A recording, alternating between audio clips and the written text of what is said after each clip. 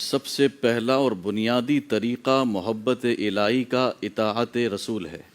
کیا خوبصورت رسول اللہ صلی اللہ علیہ وسلم کی اتباع کرتے ہوئے جس نے یہ کر لیا اس نے اللہ کی محبت کو حاصل کر لیا، کیونکہ قرآن خود کہہ رہا ہے نا، قل ان کنتم تحبون اللہ فاتبعونی یحببکم اللہ۔ اگر تم مجھ سے محبت کرتے ہو اور دعویٰ کر رہے ہو تو اس کا پہلا بنیادی اصول ضابطہ قاعدہ یہی ہے کہ تم میرے محبوب کی اتباع کر لو۔ سبحان اللہ۔ اور پھر میرے محبوب کی اتباع کرنے سے پھر کیا فائدہ ہوگا؟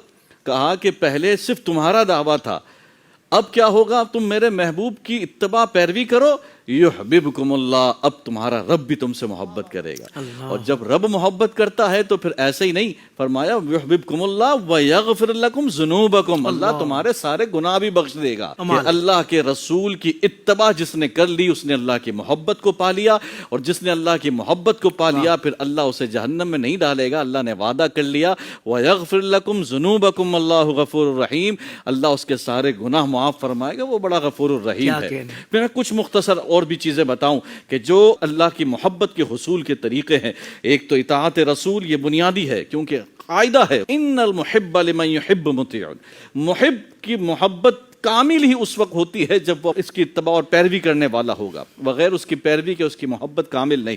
اسی طرح اس سے محبت کرے، اس کی اطاعت کرے، اطاعت کے ساتھ ساتھ اس کی تمنا کا بھی، اس کی دیدار کی بھی تمنا ہم وقت اپنے دل میں رکھے۔ حدیث پاک میں ہے جب ایک شہید کو شہید کیا جاتا ہے نا، جب اس پر وار لگتا ہے اور جب وہ کل بروز محشر جنت میں باغات میں ہوگا اور اب محلات میں ہوگا، وہاں پر جب اس سے پوچھا جائے گا بتا اب تیری کیا تمنا ہے، تو اس وقت وہ کہے گا اے مولا میں چاہتا ہوں مجھے بار بار شہید کیا جائے، بار بار میں یہ دیدار کی لذتیں پاتا رہوں۔ تو دیدار کی تمنا رکھنا یہ بھی اطاعت اور یہ بھی محبت کا تقاضا ہے۔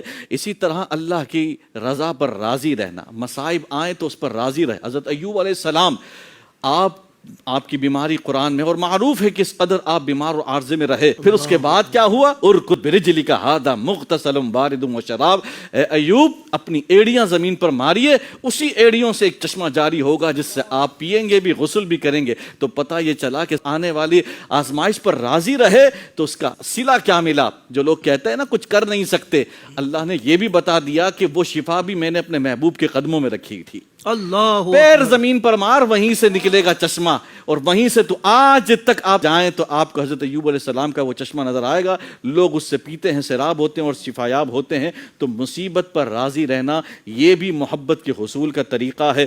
اسی طرح پیروی کرے، اسی طرح نیک لوگوں کی صحبت اختیار کرے۔ قرآن کا حکم ہے یا ایھا الذین آمنوا اتقوا اللہ وکونوا مع الصادقین، اے ایمان والو اللہ سے ڈرو اور سچوں کے ساتھ ہو جاؤ، ان کے ساتھ ہوگے تو تم، کیونکہ مشہور ہے مقولہ صحبت سہل ترا سہل کنن، جو سچوں کی صحبت اختیار کرے گا وہ اچھا ہوگا، جو اللہ سے محبت کرنے والوں کی صحبت میں بیٹھے گا لا محالہ اس کے دل میں بھی اللہ کی محبت آ جائے گی۔ اسی طرح وہ شکر کرے، ہر حال میں اللہ کا شکر بجا لایا، اور بنیادی باتیں اللہ کا ذکر کرے اور قرآن کریم کی تلاوت کرے، یہ اللہ کی محبت کا ذریعہ۔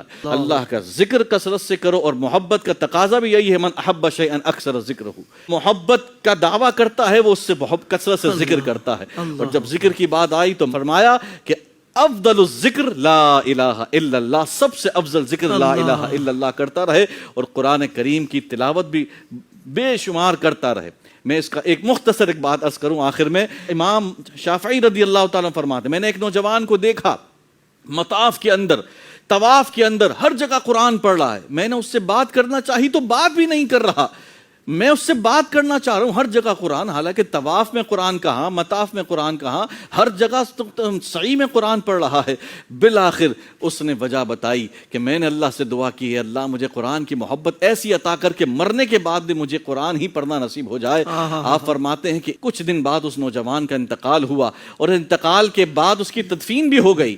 تدفین ہونے کے بعد میں نے از خود چند دنوں بعد جب ایک دوسری قبر کی تدفین ہوئی، میں نے اس کو دیکھا کہ وہ اس کی قبر کے برابر والی قبر کو کھولا گیا، میں اندر اترا، اور اتر کر جب میں نے دیکھا تو برابر والی قبر کھل گئی اور وہ نوجوان قبر میں بھی تلاوت کر رہا تھا. تو اللہ کی محبت جو انسان جتنی چاہے گا اللہ اسے دے گا. یہ انسان کے اوپر ہے، وہ جتنی تڑپ، جتنی اپنے لگن رکھتا ہے اللہ اتنی ہی عطا کرتا ہے. آپ دنیا کی تڑپ رکھیں دنیا مل جائے گی، آپ اللہ کی محبت اپنے دل میں رکھیں اللہ آپ کو اپنی محبت میں منازل آگے بڑھاتا رہے گا اور سلوک کے منزل طے کرتے رہیں گے، اور ایک وقت آئے گا کہ اللہ آپ کو اپنا وصال نصیب فرمائے گا. زندگی کے تمام شعبوں میں دینی رہنمائی حاصل کرنے اور آخرت کو بہتر کرنے کے لیے ہمارے YouTube channel Islamic digital studio کو سبسکرائب کر لیں اور بیل آئیکن بھی پریس کر لیں. قرآن سے بھی ملاتا ہے ہمارا